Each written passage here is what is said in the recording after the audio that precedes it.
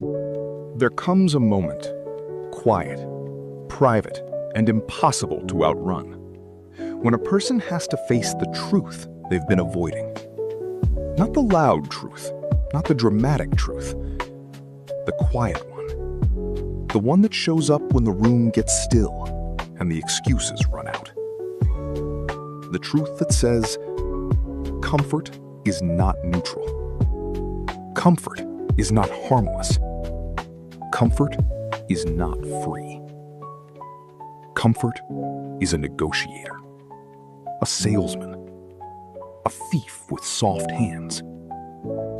It whispers to you. It soothes you. It convinces you that right now is all that matters, that the future can wait, that your potential will still be there after one more break, one more shortcut, one more day of drifting instead of building. But here's the part most people never admit out loud. Comfort has a cost, and it always collects. It collects in your discipline. It collects in your confidence. It collects in your momentum. It collects in the quiet places where your legacy was supposed to grow. And before you realize it, you're not falling behind because you're incapable. You're falling behind because you're comfortable.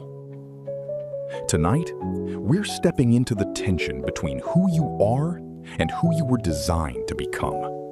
We're exposing the small decisions that steal your future. We're confronting the habits that feel good but cost everything. We're calling out the emotional shortcuts that keep you from the life you keep imagining but never fully committing to. This isn't a message for the person who wants motivation. This is a message for the person who wants transformation, because legacy isn't built in the spotlight. It's built in the shadows. It's built in the moments nobody sees.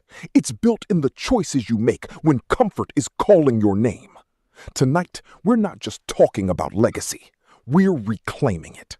We're protecting it. We're refusing to trade it for the softness of the moment. This is the world premiere Word on the Streets.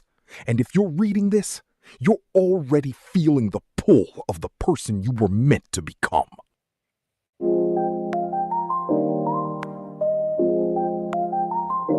Greetings and welcome to the world premiere Word on the Streets. We're live every Thursday at 7:30 Central Standard Time. Don't miss out. After a week full of noise, constant confusion, and distraction, this is the show that cuts through the clutter. It's the hour of the week where real talk meets real truth. We bring conversations that challenge the status quo and stir something deeper in the soul. This isn't just commentary, it's clarity, purpose, and elevation. When you tune in, you're not just watching, you're waking up. A place where common sense still matters and lives. So, ladies and gentlemen, make no mistake, this is the world premiere Word on the Streets.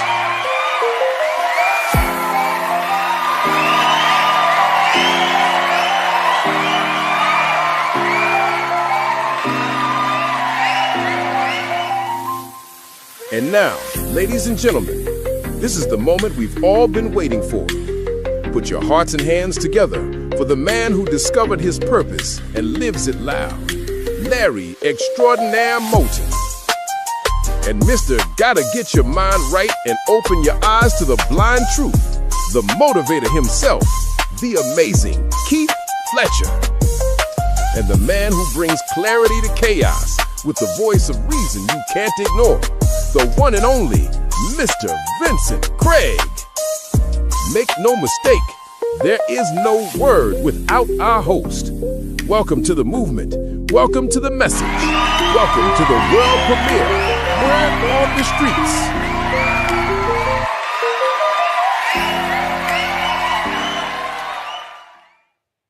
Yes, sir. Yes, ma'am. Yes, sir. Hello, everybody. Hello, everybody. Welcome back to the show. Welcome back to the world premiere of Word on the Streets. Ladies and gentlemen, the amazing Keith Fletcher and myself, we're always so excited to be back on with you all. That's right. And from the beginning, even till now, friends, let Fletcher and I, we just want to make this announcement so when you drive up, you're not being confused by anything. Right now, our dear friend Vincent is dealing with some things, so he would not be part of what we're doing moving forward until we get further notice. But until then, both of us, we can bring you and guarantee you we're going to bring it to you like we always bring it to you, friend. Straight from our heart, hopefully to your heart. Straight from our life experiences to your life experiences. We're going to always bring it to you, as they say on the streets, keeping it 100% pure, real to you. This we promise and we guarantee it. I really, really feel like I don't need to introduce this man because I assume you all know him. But just in case you're tuning in for the very first time, allow me to introduce to you someone who have beat stage 4 cancer. Now I want you to just pause for a moment and let that sink in because we know cancer is, when we hear that word, it sounds like it's undefeated.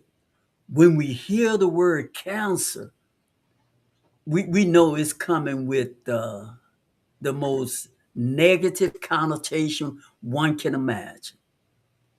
But the brother who come to you every Thursday, not only does he come to you by way of world premiere Word on the Streets, but this brother come to you 2 and 3 times a week. Catch this, write it down if you don't know it. He's live on Facebook 2 and 3 times a week. Now, this is something very important. I need you all to take notes so you can subscribe to his channel and follow him.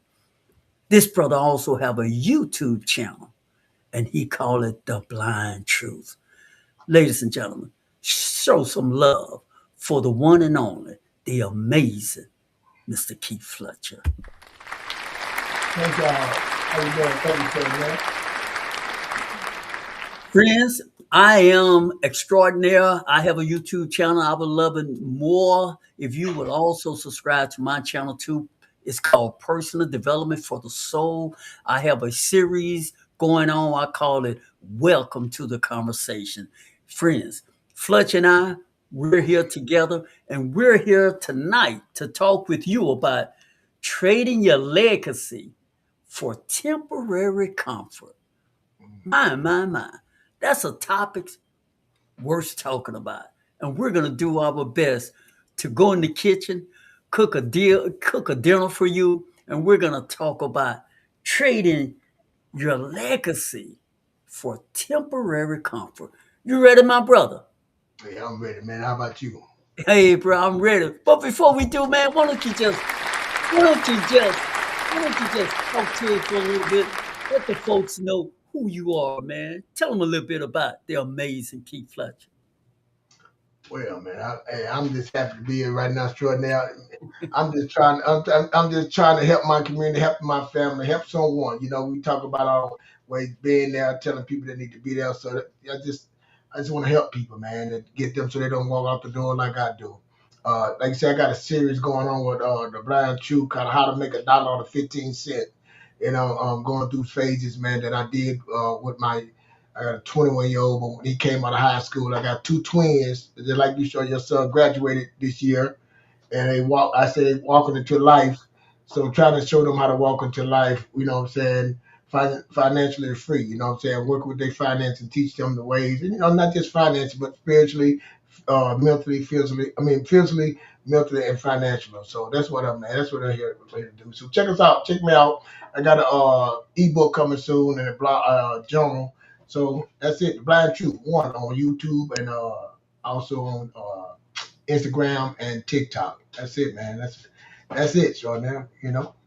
And you see, y'all hear that, friends, which kind of coincide with this whole conversation he and I would be having with you all this evening, trading your legacy for temporary comfort. Now, Fletcher probably could have easily, and even and myself too, the both of us, we could have easily been comforted by just being what we do. But something about this topic, friend, I want you all to catch it and get it. Hopefully, it will stretch fire underneath you. You can choose comfort. You can choose becoming complacent, or you can choose to evolve and grow. And the thing is, and Fletcher, really want to dive into this, brother, because you mentioned about you have twins graduating and what have you. Like a lot of you all out there who probably tuning in to the platform for the very first time, you may have your son or daughter or granddaughter or grandson may be graduating, moving on, and you may be living, as we might say in America, you might be living okay.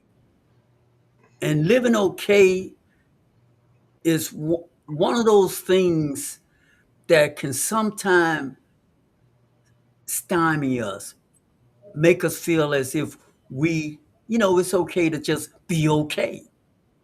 And if it is okay to be okay, hey, look, no, that's you if that's where you are and where you want to be. But what if? But what if you want to be more, do more, and have more than just okay, and you want to do it for something or someone outside of you, for something greater than you, bigger than you? Entertain that. What if that might be your standard and your goal? What if that, Fletcher? Talk to us, brother, from that premise, if you would. Well, I'm gonna tell you, I talked to my 18-year-old, coming out, graduating. They had their fun. They've been going out, having fun, going to parties, pool parties, all these parties. And I told him, I said, hey, it's time to settle down. It's time to settle down and find what you need to do for you. You know what I'm saying? Just like something simple as getting a scholarship. I'm telling my daughter, like, hey, have you sit down just an hour, you know what I'm saying? An hour to sit down for you, something for your future, something that's gonna carry you through, and look at that. Look at your scholarship to help you out in the future. You know what I'm saying? I know you think you have time. That's what we all think when you're young. Oh, I got time to do that. I got time to do that. No, you don't. You know what I'm saying? Because you miss this this outing, because you miss being around your friends. But you can take an hour for yourself, an hour to look for a job, the hour to dream, the hour to think about the future. You know what I'm saying? So that's what I said, an hour to a day or two. You know what I'm saying? But putting your head down and figuring things out. That's what I mean, man. And extraordinary people don't make, man. People really don't. I don't think, not my opinion. Most people don't sit down and just really sit down and plan these things out in life. Plan how to solve a problem, how to fix these things, how can I get better, what I need to do get better. But I think, be comfortable in just being in time, just sitting back and thinking that I have plenty of time. When you get comfortable sitting there waiting, I got time. And I see that with me, you know, I was looking at the show and I'm saying, man, what? I never been real comfortable in doing things. And I was trying to think what made me uncomfortable. I know when I had to go live with my dad, moved to another state in the ninth grade, and I didn't know nobody. So ever since then, I've been uncomfortable. But if I had to think about the time that I was comfortable, it was in my first marriage.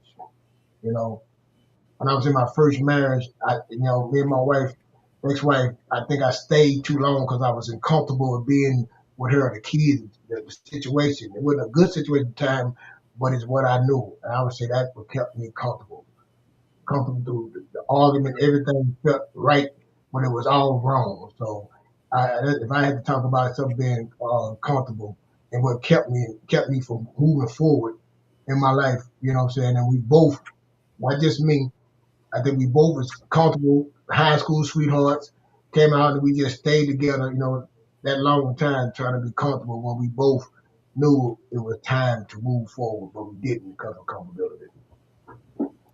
Isn't that one of the elements that not only you but many of us deal with, brother? Something about comfortableness, almost. I don't know if paralyzed is the right word, but it's almost hard to move forward when you just allow yourself. Does comfort? This is yeah. Here it is. I got. Does Yeah. comfort? Does comfort grow fear? What keep us from moving when we allow ourselves to become complacent, allow ourselves to get comfortable in whatever situation, the state that we're in.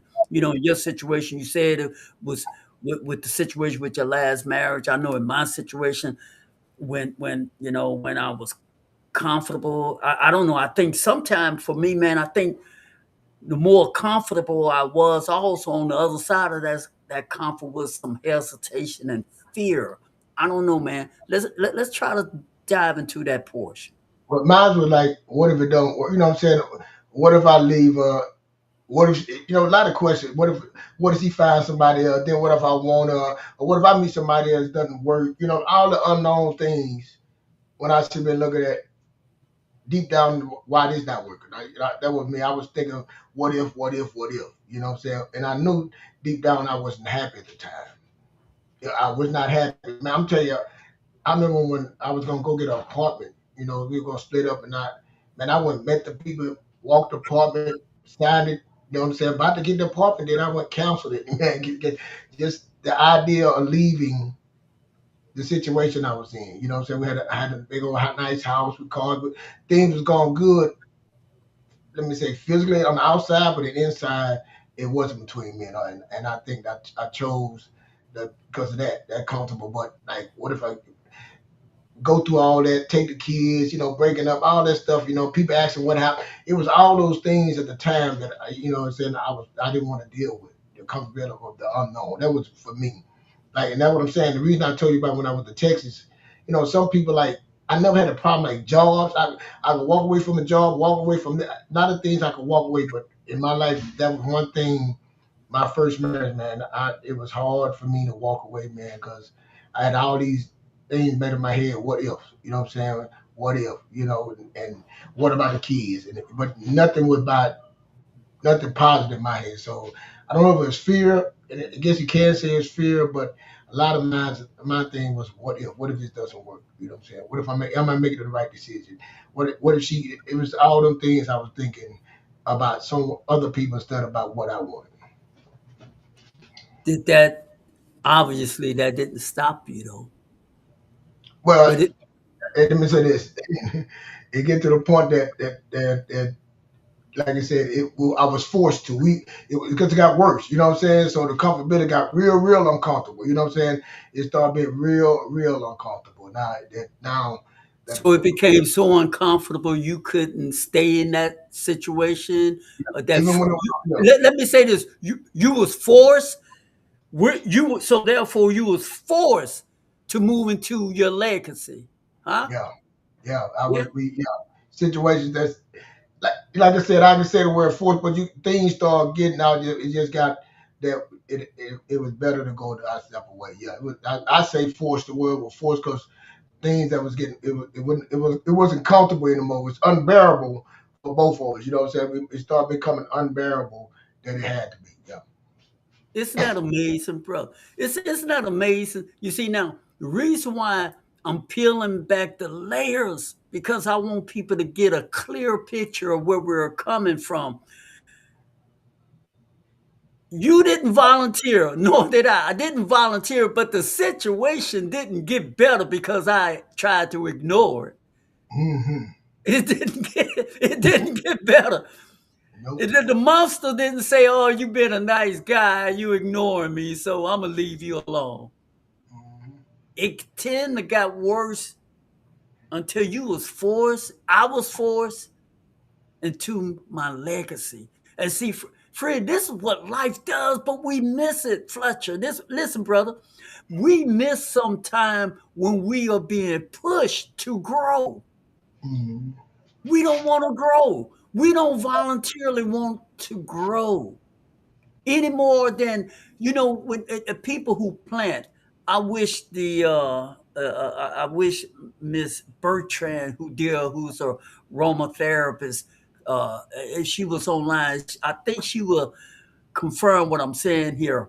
In order for a plant to grow, you have what they call prune. You have to cut something off, and then more will grow. But see, we don't want to be cut. We don't want to feel that pain. And but then, community, we're gonna grow now, right now. So we both been cut. We've been forced into this legacy. Now, Fletch, I want to ask you, brother. So now you got you've grown. You got the wife, you got the home, you have the business, you have the kids, you got the Cosby look. But now here you are, there you go again, kicking it, and like it's almost like you're kicking it to the universe for more now, since you see what moving forward did for you, where you could be complacent, you could be satisfied, but I don't get the sense that you are satisfied. Well, then, no, I'm not satisfied because, over time, I say the difference between relationship or me doing something else, like just say my career. I never was comfortable with that. I not, like again, I don't know if it's the military. I don't know if it was me moving, had to move and going to college, moving different places. I never was comfortable being in a position. I always took it higher level. What I'm saying? I remember I had the job working at a warehouse. And we doing standing forklift. Man, it was a great job, great pay, but I didn't want to get stuck in that system. And I seen the guys that was there. They were there for years, and they was comfortable. It was nice. It was a comfortable job, but I just could not. Had the hours 6 to 2, get off at 2 o'clock. I'm a morning person. All the things fit me perfectly, but I knew I was going to be comfortable, and I didn't want to get stuck working at the warehouse. I didn't want to get stuck in that position, and so I had to make a decision and leave that. So me going in other positions, other way. I know I wouldn't. And people might say, you just all over the place, man. Like I said, I wanted to work in IT when I got my IT. I got my degree, got a job, a good job IT, and I was sitting down. I was like, I don't want to do this. I don't want to work in this field. It's boring. And I remember I went into construction. I never knew anything about construction. In the position, I just took it because you know what I'm saying. So I never got just sit at a place. I always was good at that. Trying different things. But like I said, I think about that word. That I looking at the show and I'm talking about what I'm comfortable in. I say I'm always been moving. A lot of people say, "Man, you always doing something, doing this." That part I can do, but relationship wise, what I'm saying. Yeah, I think them are things that help me because I think about other people feeling too. You know what I'm saying. I try to think about their feelings, kids and family. You've been like in my first marriage. I knew all me and her was together since high school, so her family became my family, and you start thinking about all those things that holds you too. You know what I'm saying? I know, and like you said, what you start doing, you start pruning. You have to start cutting some of those things off. Like you said, you start cutting those people out. You got to start choosing yourself on things like that. So, in relationship wise, that was the hardest thing for me because it's easy to become comfortable there. But and job wise and trying some things, man, I always been free on that to do things like that. What about you? Man, I you know, I really want to I want to let you loose, man, so the world would really get an insight of who it is that I'm speaking to. I because I do admire you, brother, because what I see in you, I think, is inspirational for others, and because I keep trying to cope and deal with the fact that you overcame stage 4 cancer, and I know that you are considered legally blind, but the legally blind doesn't really make me scratch my head. as much as you overcome a stage 4 cancer and out and have such large dreams and goals, and you always pushing to do more, more, more, more. And I think it's very inspirational and very encouraging. And I think it's a conversation that needs to be uh, visually communicated to anybody who tune in, because they can see a real person, not a person with a jet behind them, not a person with a limousine behind them, but an ordinary person that have that type uh, of drive behind them, and who is somebody they can identify with.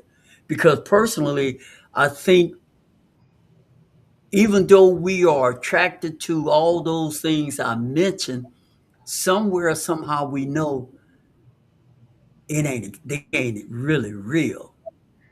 But when they see you, I think they know you're pretty real, you're pretty authentic, you are real.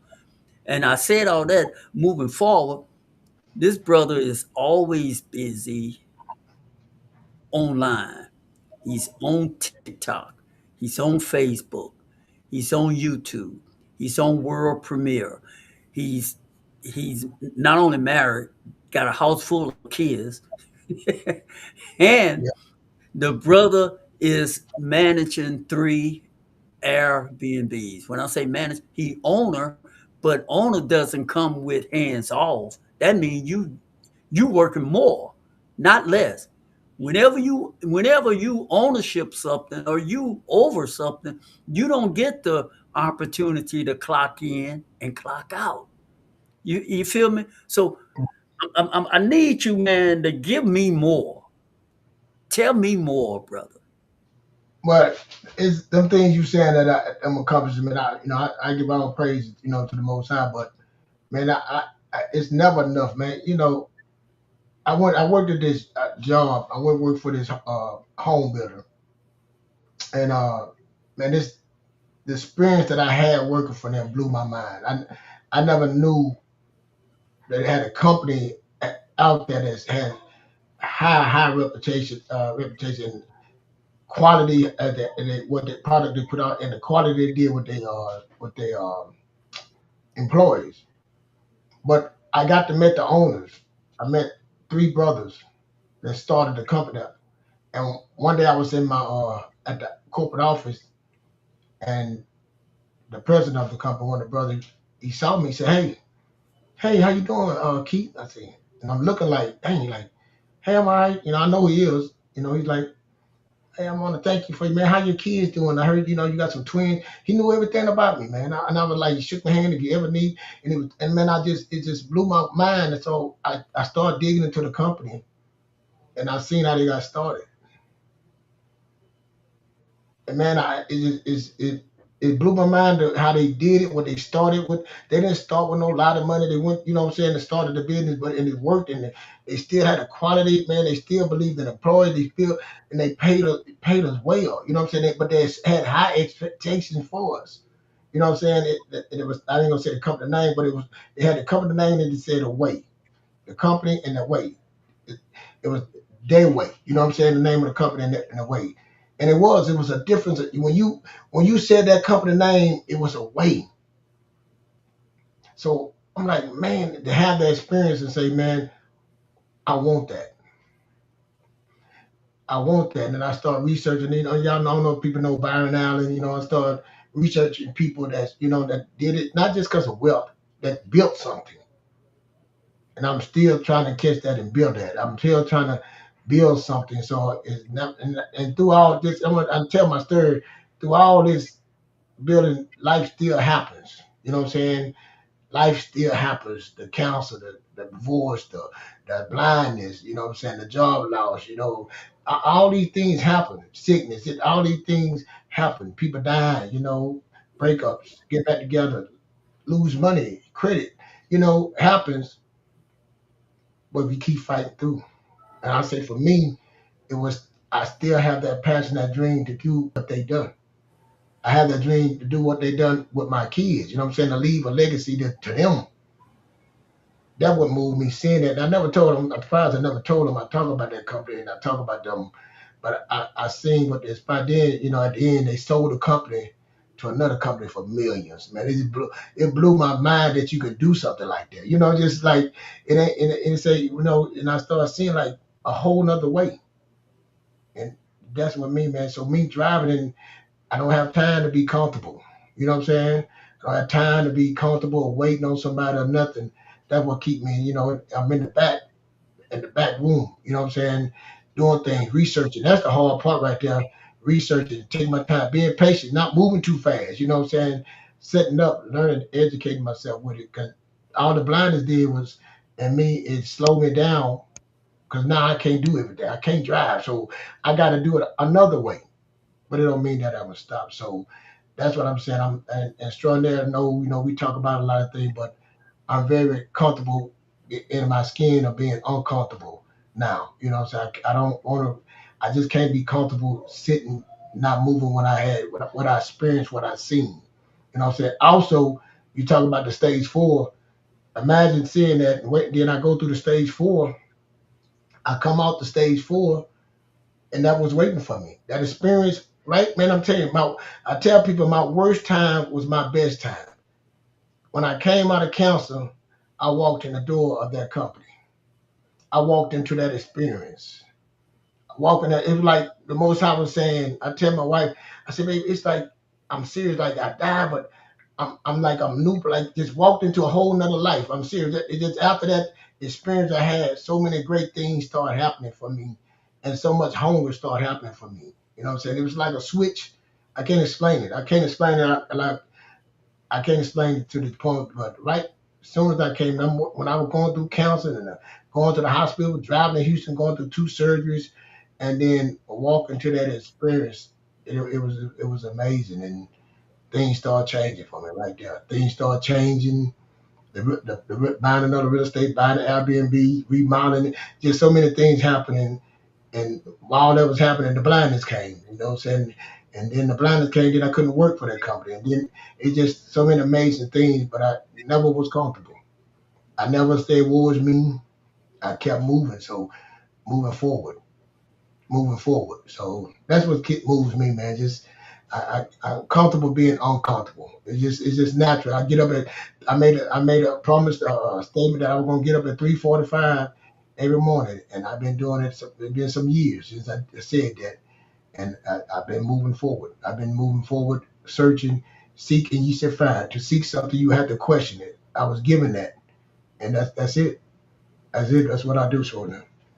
Ladies and gentlemen, if this is your first time tuning in to the world premiere Word on the Streets and you enjoy this type of conversation, why don't you go on and click that subscribe button, click like, and leave us a comment. We would love to hear from you, and we respond to every comment, every single one of them. Now, we're talking about trading your legacy for temporary comfort. And we know what kind of world we're living in today, friends. And Fletcher just gave us a blueprint of what did it for him.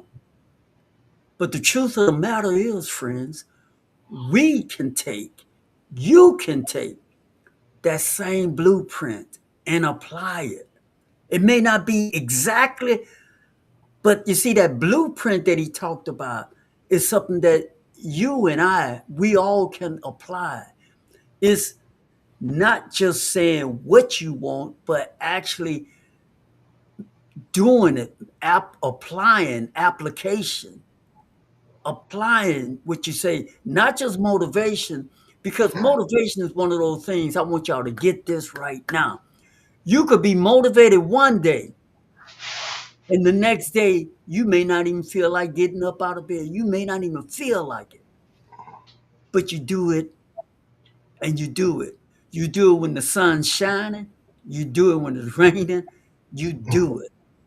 And just do it even when something good doesn't come your way.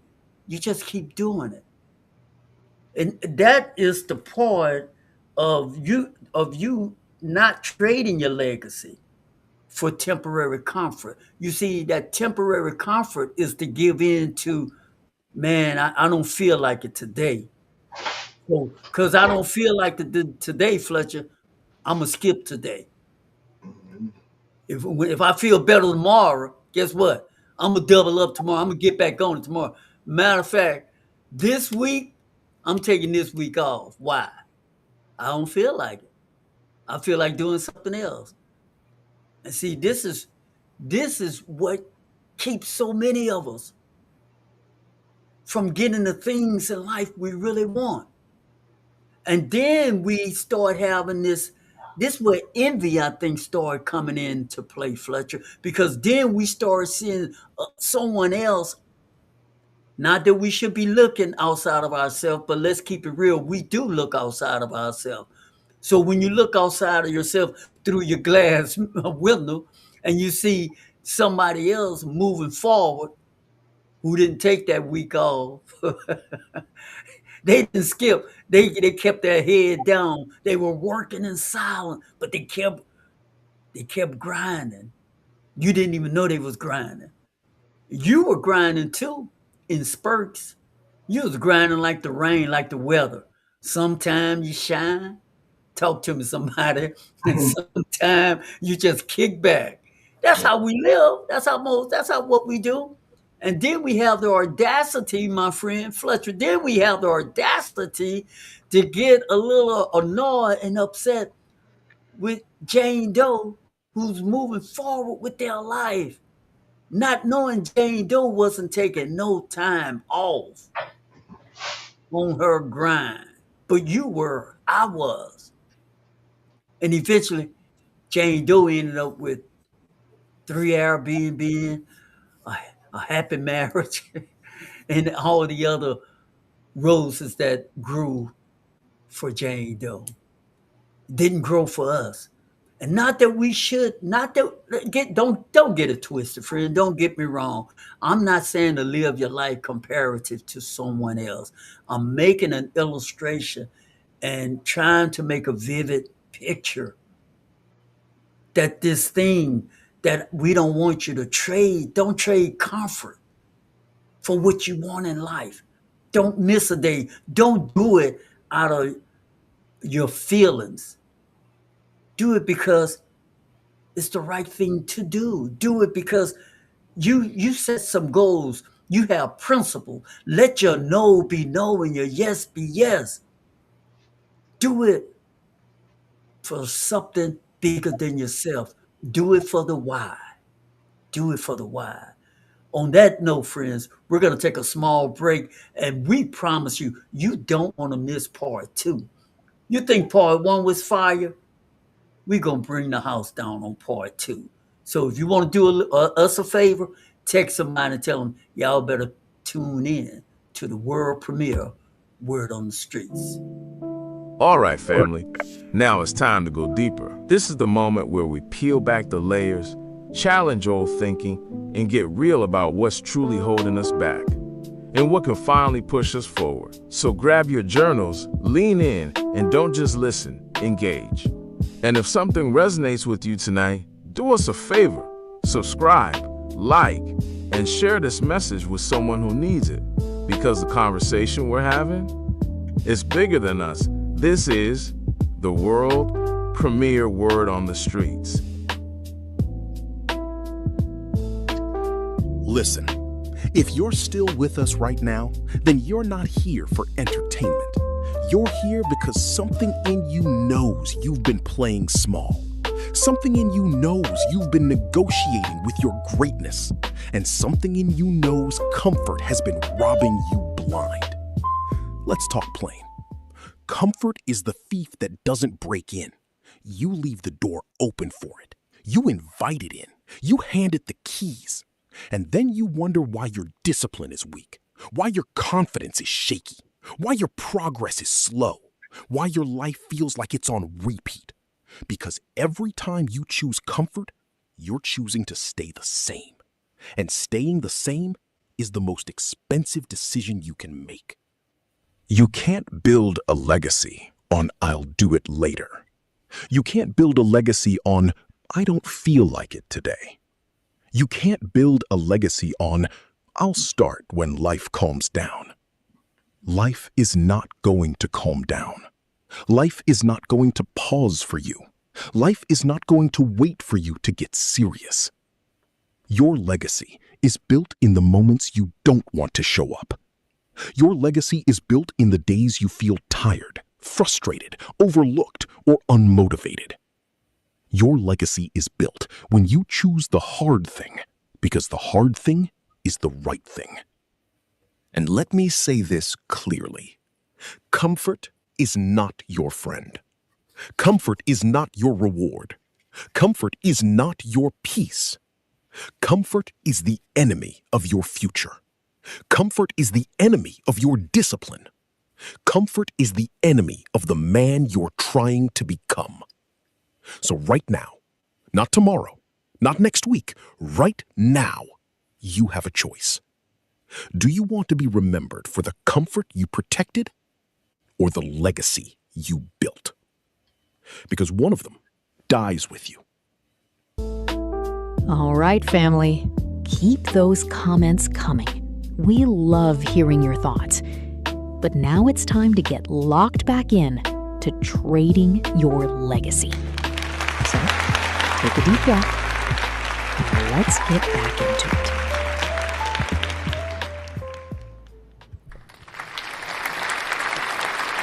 Thank you all for tuning in to the world premiere Word in the Streets.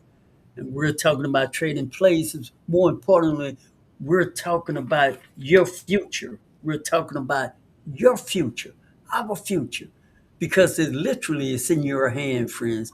What will you do about it? Fletcher, why don't you talk to us, man? The podcast, man, just left us, and he did a lot of talking about this comfort thing, man. What can you tell us? Well, I say success leave clues. We hear that all the time. Success leave clues. Being around successful people, what I'm saying, you see things. Like you were saying about comparison. There's nothing wrong with compare thing, man, because with me, seeing a marriage, just say you see a great marriage and you compare your marriage to that marriage and you find out the things that's wrong. So being around that great marriage or that great relationship can teach you things. So with me, I met a couple that helped me through seeing them, a younger couple than me, and I got to see how marriage work, how a husband and wife communicate with each other. What I'm saying? They're not howling. They're not getting upset. How each other truly love each other, show love to each other, affection, and compromise. So it was a successful marriage, and I compared that myself to that, so I had to make some changes. What I'm saying? So also, so financially, trying to better yourself. Being around people that moving, that's being successful, they're gonna leave some clues to help you. So when I worked for that home builder, it would have $1 million home. So I met millionaires. I met CEOs of companies. I would go in their house, and meet them and meet their family and start communicating with them and seeing what they doing. What I'm saying? So it was contagious. I'm serious, man. Being around it, like I say, in your life, like you hit it, look at the reason you in your life is down, look at the 5 closest friends around you. That is a true statement, because when I got around them, I started talking to them and it started elevating me. It started elevating me because, like, again, success lead clues. So they start living clues and talking to me, telling me things, and I'm listening. I didn't understand it at first. A lot of things I didn't understand, but seeing them how they were moving and talking to me, and just the belief that I can do. I mean, this guy had his own granite company. What I'm saying? He owned plumbing company, own painting company. I was just meeting these people, CEOs of Fortune 500, 100, I forgot what it was, the company, but I'm saying they had things. They had the home, they had the cars, but that wasn't important. It was like, man, I'm telling you, man, they was like they had no worries. It was like life was easy, and life was hard for me. You see what I'm saying? Things was like a struggle for me. Things were tight for me, and I'm looking at how and it wasn't about money. The money made it complicated. More success, the more complicated. The money made it more complicated. But I seen that people that had money knew how to handle the money, and they started talking about money. They start talking about relationship. They start talking about spiritual things. They start talking about all kind of things with me, networking. And I'm like, success, leave clues. How do Man, we come being I in like company? I like that. I like everything you said, brother. I need and we want to hear more of that coming from you. But I want to pause one moment, man, before you come back on. And we got to come in from our one and only Miss Selena. She says, "Good evening, gentlemen. Just wanted to let you guys know that I'm enjoying the show so far, and to keep feeding us with the knowledge and understanding. It's great. Kudos to the both of you." And she give us a high five. And Selena, we appreciate you and thank you for those encouraging words so much. And Fletcher, you were saying that how it leaves clues, and I was thinking as you said that I was thinking about Magic Johnson in the NBA. Let me see if I can remove this. But before Magic, a lot of the NBA players, we knew of them while they were playing basketball. But once they were gone, unless you were Wilt Chamberlain, who scored 100 points. But I mean, if you were short of Wilt Chamberlain, the super big name back in the old days, you didn't hear any more about them. Magic came and revolutionized the fact that he got out of his comfort zone. See, he knew, I guess he knew, or he was around different people to get different perspective. Just like Fletcher said, because he had the opportunity to be around different perspective, different outlook, different people who live different lifestyle, who had different dreams, goals, and admiration. It opened Magic peripheral view that he was able to see beyond basketball. See, this is what we're talking. This is the crust of this trading your legacy that Fletcher and I were talking about. We want you to see beyond who you are and where you are. We want you to see beyond that, because who you are right now, where you are right now, doesn't determine who you can be, what you can be, what doors will open for you. It doesn't forecast that. So please don't limit yourself. Do not box yourself to think what you are right now is all that you ever will be. You don't know, friends. And to become complacent and to become comfortable in where you are today and just close your mind to anything outside of who you are and where you are today, you are limiting all possibilities that's set before you. And there's a whole world of possibilities that are there. But you may not ever get an opportunity to experience any of them if you allow yourself to stay comfortable with where you are. Brother, put some meat on that bone for me. You talk about Magic Johnson, man. Magic Johnson. Let me talk about Shaq. Like I said, Byron Allen. The thing about Magic Johnson, man, Magic Johnson, all these guys were very confident guys. They had a high belief in themselves, very competitive. See, they had some things already in them.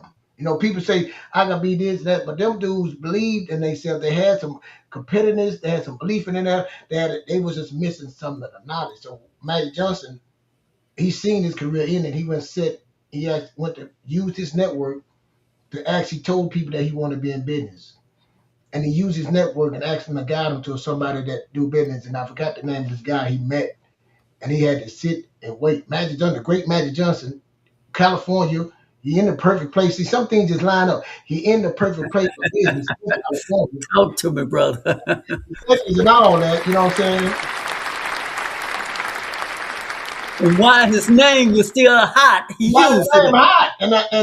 And see, you think you hot, and see, it's got people just say, just shut up and play basketball. You heard that? Remember that? Yes. You got people that, man, you just play basketball. I know you, man, you got it, but it got people got money, you know what I'm saying, that got ownership, you know what I'm saying? Like, so Magic Johnson smart enough to realize that, like, I want to be in the suites. I'm not gonna always be a basketball player. I didn't heard of people losing their money. He's seen the old guy, see success leave clues. So he's seen the people that were successful to a certain point, but he wanted more because he was Magic. It was already in him. So he sent a thing and said he wanted to meet this guy, who I forgot the guy's name, and he said made an appointment with him. And he had to sit in the office 5 hours, 6 hours. And he said the guy rescheduled on him. Made another appointment, he came back again.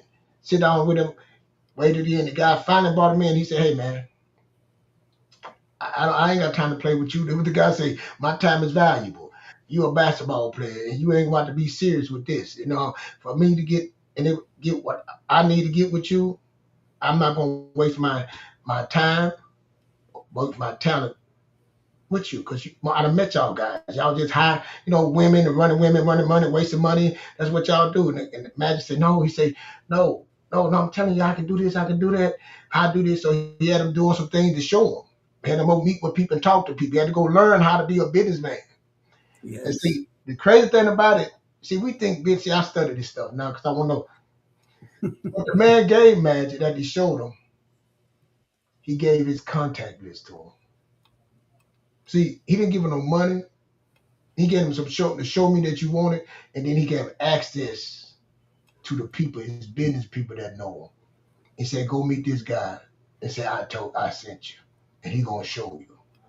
A lot of people don't know that story about Magic, but Magic had a belief. Magic humbled himself. He didn't say, "I'm the all great Magic Johnson." You know what I'm saying? He said, "I don't know nothing about that, and I'm ready to listen and do whatever you That's need right. me to do." You That's see what I'm right. saying? Shaq, Right. same way Shaq. You hear Shaq. Shaq got all kind of businesses. When Shaq first got there, he lost all his money. He got all. He was so dumb. He said when the guy sit down and told him, "Man, look going over your money, Shaq. You're gonna be broke. And he said, Shaq said, I started looking at my paycheck. He said, man, the guy said we got a problem. And Shaq, he started showing Shaq, Shaq said, you right, man. Who is FICO? FICO done stole. We got to call the police. They done stole my money. You know what I'm saying? He didn't know about taxes. You see what I'm saying? He didn't understand it, but he was a basketball player. And he was broke. Like Shaq first contract joined there. He was broke, sleeping on his friend's sofa. He bought a Mercedes, his mama said that house and everything. And at the end of the day, he was broke. His first career, first contract, he spent all his money.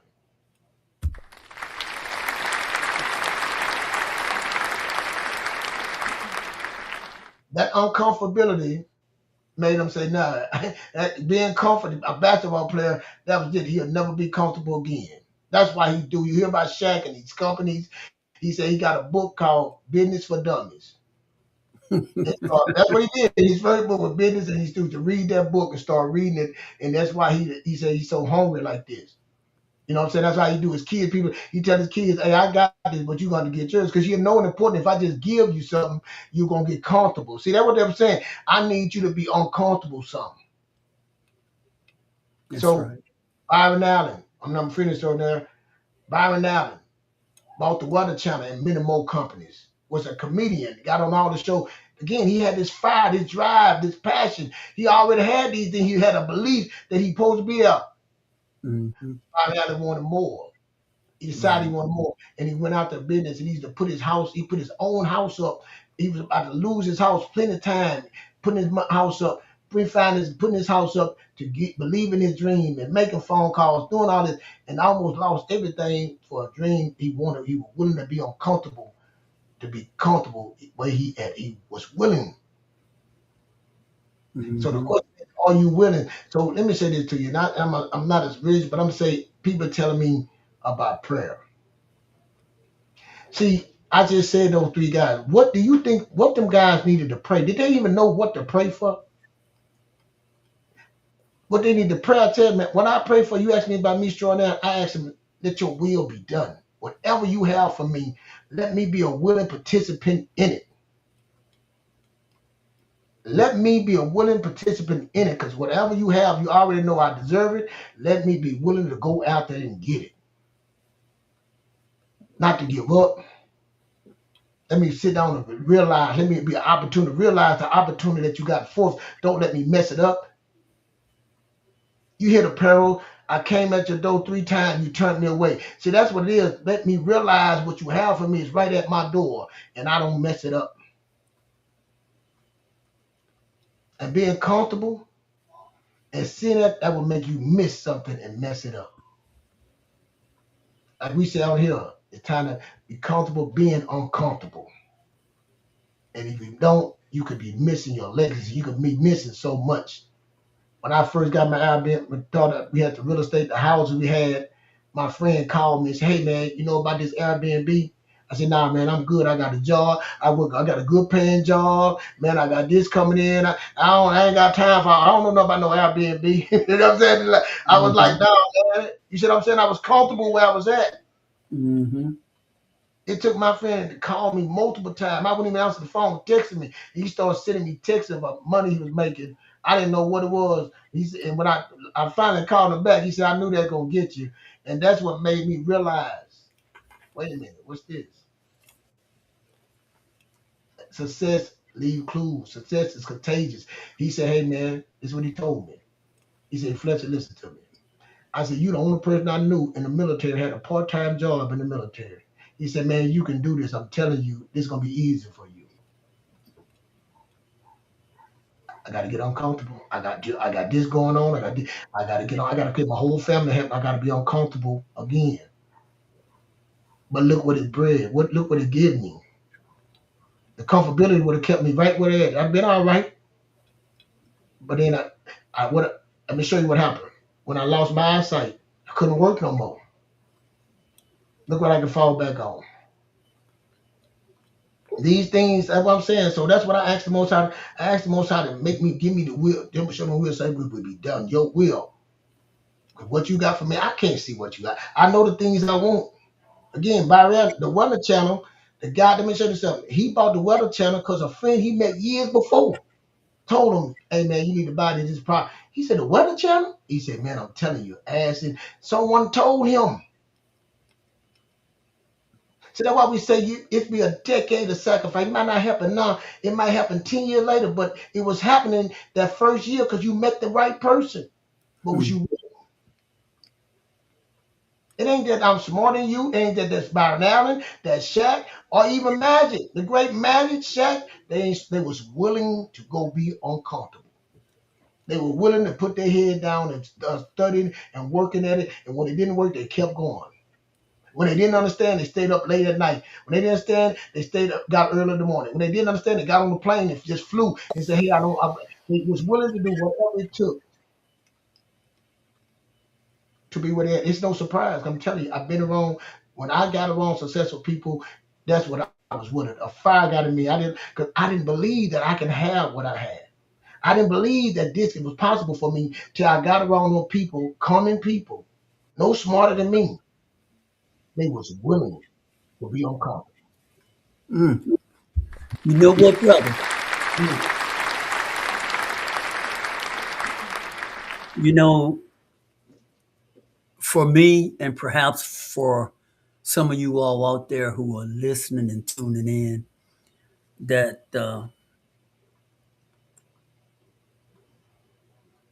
our thoughts oftentimes, what we think, what's in our head, block us from moving forward and doing things that we ought to do. You know, we get, I know for me, at a point in my life, wondering how I would be reviewed by others, what they thought. And those things can stop you, if you allow it to, from shining the way that you really should put the effort into something. And I don't know, and I think a lot of time it may be from your background, your history, and you grew up in a neighborhood or a condition where you've heard what people have said about others, and so it has and it may have an effect on you. But we're here tonight, friends, to tell you, to share with you whatever you thought, whatever it was, it doesn't have to be today. Fletcher mentioned something about prayer, and I hope we can kind of screw the cap or unscrew the cap, sort of, if you will. That if the Creator Almighty didn't spare his only son, I mean, he gave up his only son. To me, that's like the icing on the cake, that he's rooting for you. I'm going to give up my only son so that you don't have to be confused about whether you can move forward with your goals and desires. But you must apply, you must apply, you must do the application, you must do the work. So it's not the Almighty that's going to be holding you back from moving forward. I want to put that on the table. What may be holding you back is the thoughts, your thoughts in your own head, your past experience, and that you keep reliving those thoughts and past experience, which keep you in the same place of thinking the same thoughts. And if you get past your thoughts, then it may be the second stumbling block. You just want to be comfortable. You just don't want to deal with making a change here and a change there. You see, because look, from my standpoint, and for someone else, it's different.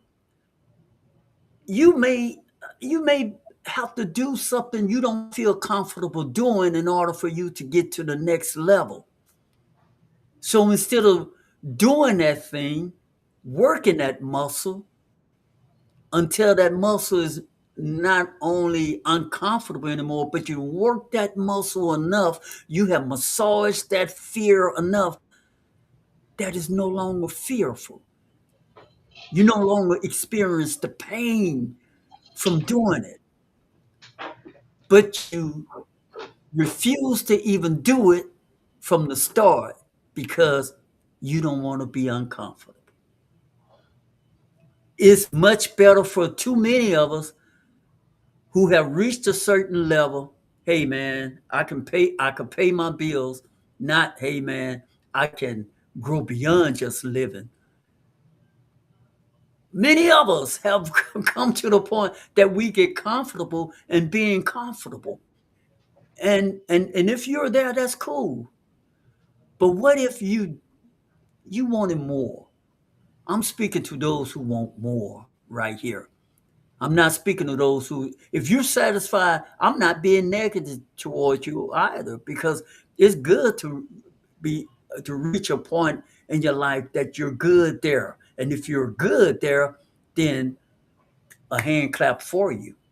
But to those who want more, not more for being arrogant, but more because you want your descendant to see your son, your daughter, your granddaughter, your grandson, or your friend's family, or your neighborhood family, or your race. If you want something for humanity beside yourself, then you may have to do some things that are uncomfortable for you to do right now. And yes, that is a tall challenge, but you don't get to cross that railroad track overnight. You get up and you do it day in and day out. You do it whether you feel like doing, if you don't feel like doing it, whether you're motivated, whether you're passionate or not. It doesn't matter. It's even keel. You do it because you know, in order for me to get over there, I got to do this. And you work that process. every single day. What say you, my brother? I just want people to know the word being. You know that word be. You know what I'm saying? Be valuable. You know what I'm saying? Be fruitful. You know what I'm saying? That's what I'm. Be valuable. Be fruitful. Be being. Believe. That's the first thing you have to do. You have to believe. Not what if it don't work, but what if it does? What if it do work? Yeah, very good. What if it do? I stay on that end. I don't do no what if it do? I have more to gain than lose. Cause again, I know like saying Magic Johnson know the type of player he was. Magic Johnson had work ethic. He said, all I gotta do is put that same work ethic into what I believe on it, and I will be successful. Well, first I got to believe I belong here. Being, being now, being a part. The time is now. Hmm. A lot of these things is inside, like being available, being ready. Be, be, do, have. And brother, look at the risk too he was willing to take, just like we are. You see, a lot of time when you're talking about doing the being, you don't friends who listen out there, you don't have to be great at doing it while you're doing it. Magic tried late night talk TV and he got ridiculed because he couldn't. Everybody laughed at him. He couldn't speak well, and his adjectives and verbs didn't match. Mm-hmm. And he had to live through all of that. So we're not advocating that as you do these things, it just come with wings on the back. It's yeah. But the thing It's about Magic, time. Talk to me, brother. he was seeking. See, he did, see again. What do you pray? Like you said, and I'm gonna go back. I know sure now I might be. How can Magic pray? I pray that I be a talk host. I pray I could be the next what's his name on the talk show. I'll be that, and it didn't work. He found it, but he kept being, he kept doing, he kept going after, he kept being valuable, he kept talking, he kept networking, he kept searching, finding himself.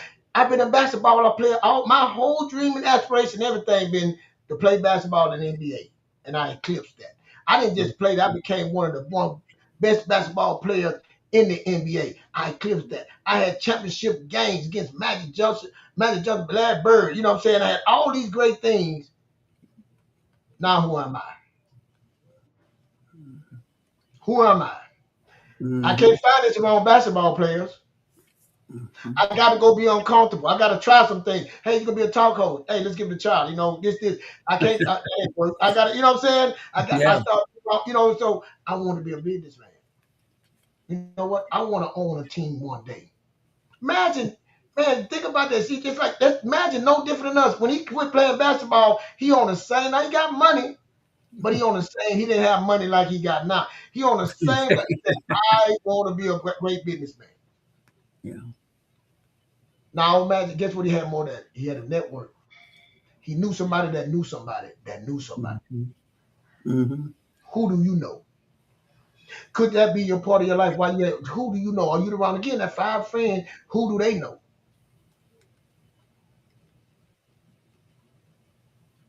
Relationships, networking, all that matter. But you got to be in the being. What if it do work? You got to change that. And like I said, I don't care where you come from, where you at. You got to change your mind and say, what if it do? Mhm. And once that is, go in the future, sit in it, look at it.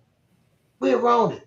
How do I look at the people? How do I get connected to these people? How do I get around this so I can see how they feel? Is that what I really want? Now I ask the Most High. Now I know what to ask the Most High for. Let me be a willing participant in that. Let me be willing to give everything for that and believe that you can give me that. Build me into the person you need me to be to have that. And if that's not what I'm supposed to be doing, guide me in the right way to what I'm doing, what you need me to do, what's gonna fit with me. Because I see that's what you see. See, going through them storms, like I said, my worst time was my best time. That built me. Going through stage 4 cancer was fixed 10 years before. I didn't even know that. I was in the gym working out. I was doing 2 days and all this, and the doctor told me, man, we can save you. You have no diet. You're not diabetic. You have no high blood pressure. You ain't on no medication. Your body is fit. You've been working out hard. Oh man, we can take you. Only 9% that people beat this surgery, and you one of the 9%. Mm. After that, what is it? I got my championship ring. You know what I'm saying? I've Yeah. been on the stage. So now after that, it's all go. It's all go. What? Hey, what if it do work? Oh, no, not what if it do work. What I'm willing to do to make it work. What I'm willing to lose, I'm willing to lose all this to make it work. Mm-hmm. You got to be uncomfortable to do that. I got Magic Johnson. My legacy as a basketball player. Now I'm gonna get on this talk show and people talking about me. Think about that. He was not used to losing. He was losing. He was very Yeah. uncomfortable. Yeah. Yeah, that's right. That's so right, brother. Man, he wasn't used to losing. He was winning everything. The people, He especially in was California. used to cheers. Man, he was in California, Los Angeles. Everybody loved that. You see what I'm saying? Now I'm Right. losing. That's right. He on Yeah. uncomfortable ground. Very uncomfortable. That's why I Very follow uncomfortable. Starbucks, all these companies. Hey, if you see, I remember the magic, but man, you go listen. People miss. Go listen to the business magic. Oh man, oh, Yeah. it's like man, that's what I'm. Go listen to the business magic talk. Just like he played basketball, he in business like that. You know what I'm saying? So uncomfortable. See, I successfully close. I follow these successful people, the morals and all the values that they have too. All that matters too. I follow people that have values and morals and things, and I follow those people and I look at success lead clues. Hmm. And see, we want to have it all big, but you can do that on a smaller level and build. It takes time. And see, that's the problem. You already said, but what if it don't? Then you don't want to put the time in. See, look, it ain't happening yet. You know what I'm saying? You know, lost some people along the way. See, look, this too hard. People don't left. Yeah. Yeah. You found yourself away from your mama. You know what I'm saying? Your wife, your kids. See, this is hard. Yeah. Yeah. Yeah. It's uncomfortable. Yes, sir. You Yes, sir, know. brother. Hey, man, don't go anywhere, bro. I want to read this comment. Go ahead. Selena left us another good comment. Selena, keep those comments coming. She said, "That's right, Larry." And with that mindset, that's when you got to get out of your own way Yeah. because you're blocking your own blessings. Mhm. Step aside and let it be God's way. Let His will be done. That's it. His will. That's But some good talk there. let me Come say on, this too, there, brother. brother. They don't, and most people don't plan, man. Most of us don't plan. Let's go, I, go right ahead, brother. I was a part of that.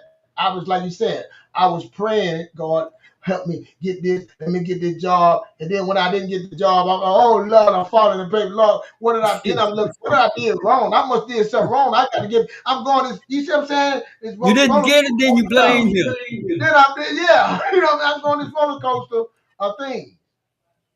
I remember I had this job.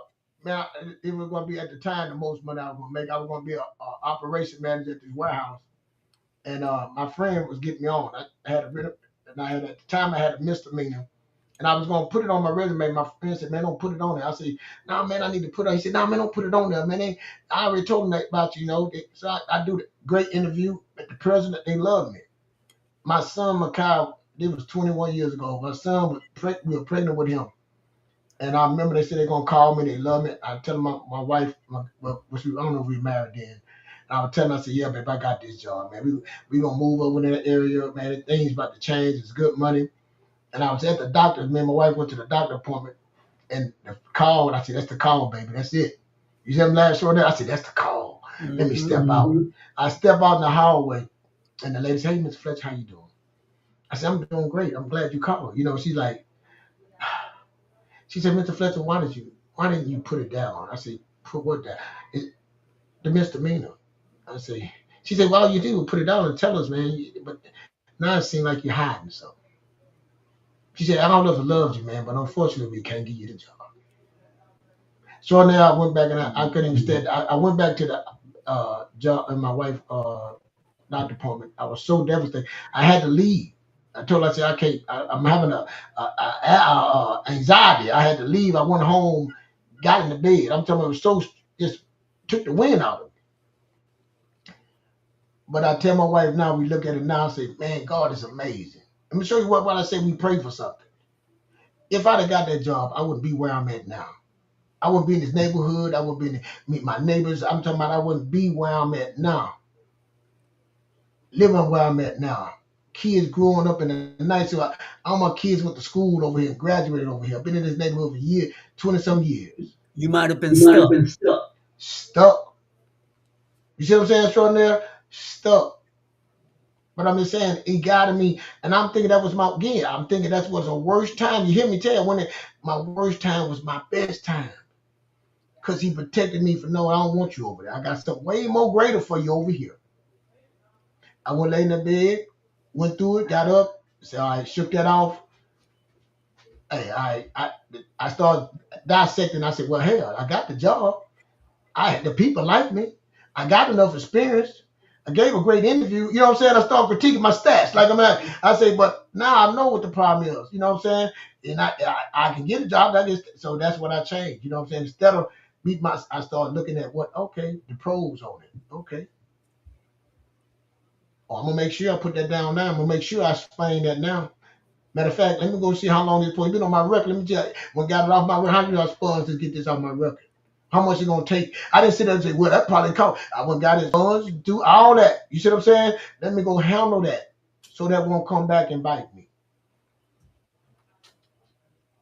I had to go through that uncomfortable just to be comfortable in that and start understanding what the uncomfortability is. So that's what it is, man. Believe, be fruitful. To be fruitful, be valuable. Be valuable, you have to solve other people's problems. How do you solve other people? When you solve other people's problems, it will solve your problem. That's what I live on those, man. Principles I put in my life that I didn't have before, extraordinary. Planning, I didn't plan before, extraordinary. Belief, I didn't believe before. I was like, what if it don't? And I changed and started all changing it wrong, but what if it do? Yes. So for me to know what it do, well, how I look like, what if it do? For me to say how I look like, I got to go be around it. I got to go look at. Now I got to put myself around people that is around it. So, that's what it looks. Now I can learn from mistakes. Now I can tell. You know how people say don't tell people your dream. I start telling them people like this, and they say, well, I can help you. I know somebody. People helping people. That's what helped me, man. That's what they do, man. Believing, but it started with the belief. It started with believing, but then saying, what if? It started being realizing I do deserve this. It started with me being uncomfortable, being comfortable, being uncomfortable.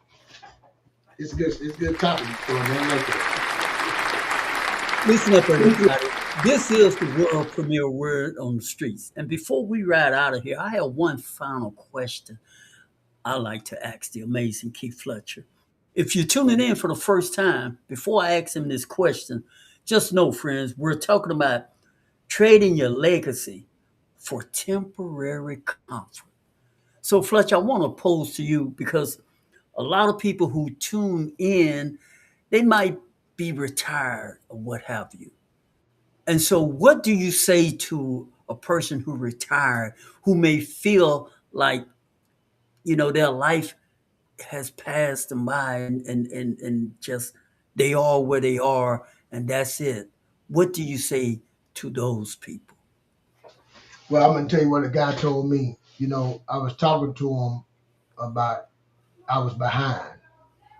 He was expressing to him being a wealthy guy, and I was telling him like, I'm behind, man.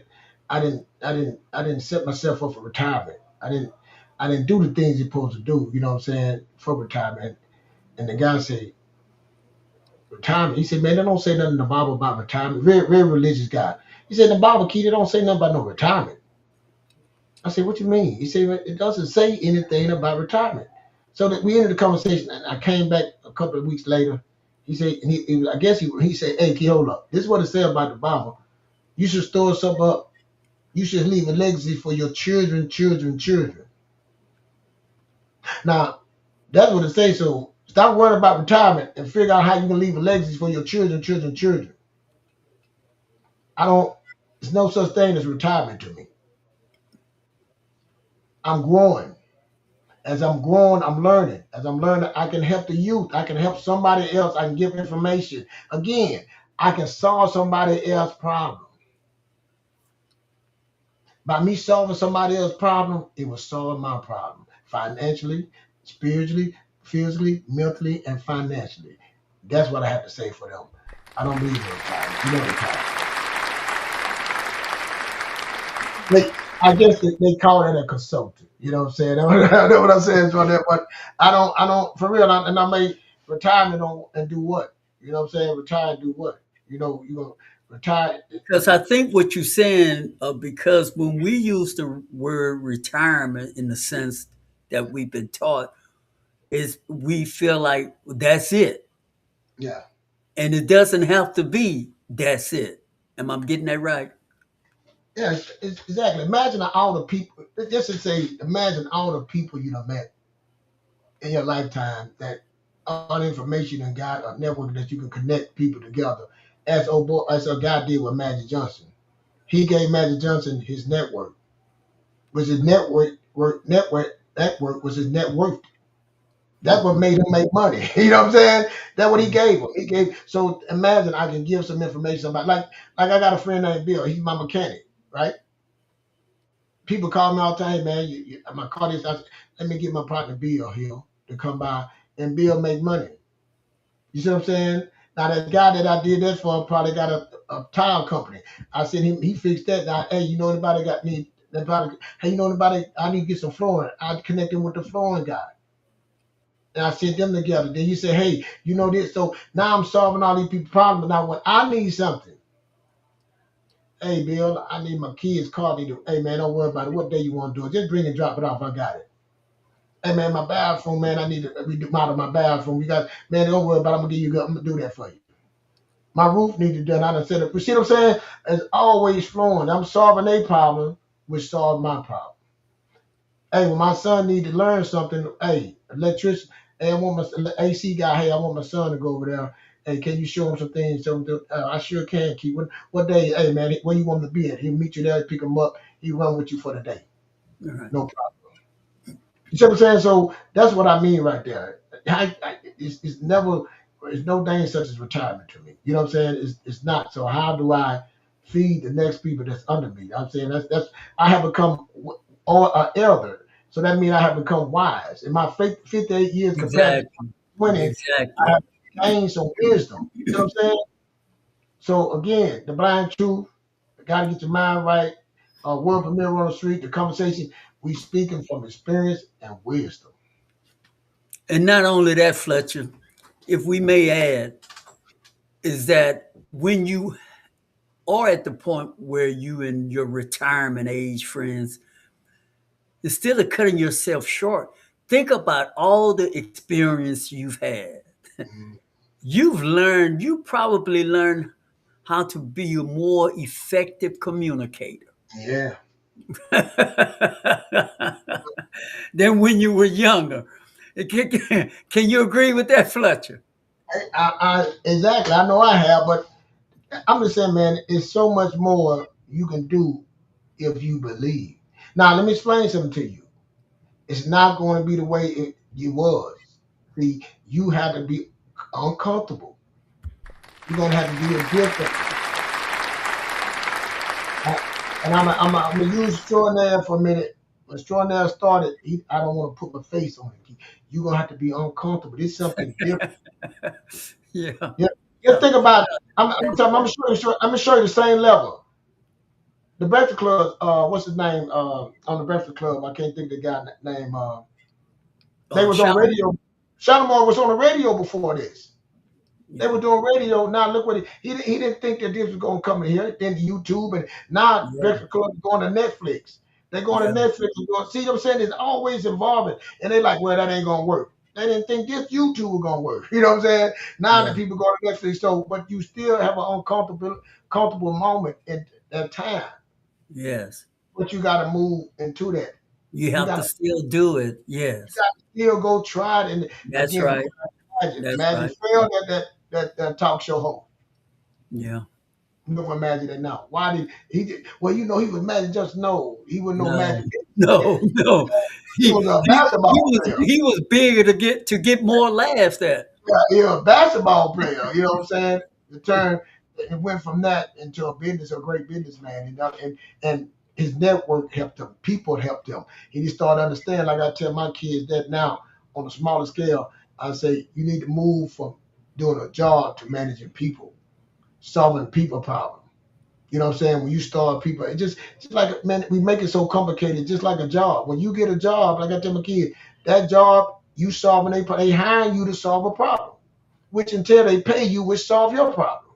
Now, your problem is most people, and we talking about over leveraging people, paycheck to paycheck. You over leverage. You got comfortable at that job and start spending more. So now to get uncomfortable, you got to cut some things. You got to get a budget. You know, we talk about that all the time. You got to learn how to get out of debt. You got to stop going out. You might have to eat some beans and rice. You got to be sacrificing now, become responsible. Now, what you can do to get better, get some skills, and then get some better skills, and then start solving bigger problems, and you get paid more. You somebody to solve your big problem because your problem got bigger. You in debt before you went in debt. Before you didn't buy that expensive car that caused you problems, you know what I'm saying, to get you to work. So now I need to solve some more bigger problems.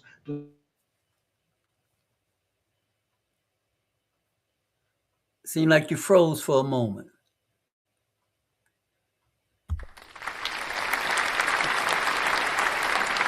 Seemed like Fletcher froze up for a moment. But anyway, friends, we thank you all for tuning in, and we're gonna ride out of here. But I want to leave you with two major factors that Fletcher shared with us this evening.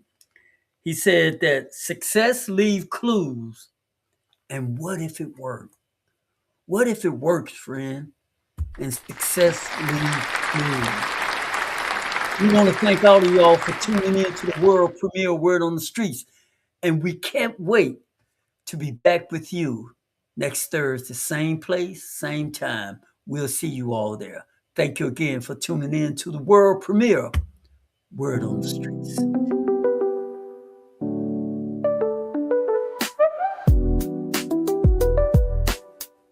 And that wraps up another powerful episode of World Premiere Word on the Streets. We're live every Thursday evening at 7:30 Central Standard Time, and we'd love to have you join us again. So take a moment to subscribe, tap that like button, and become part of this growing community.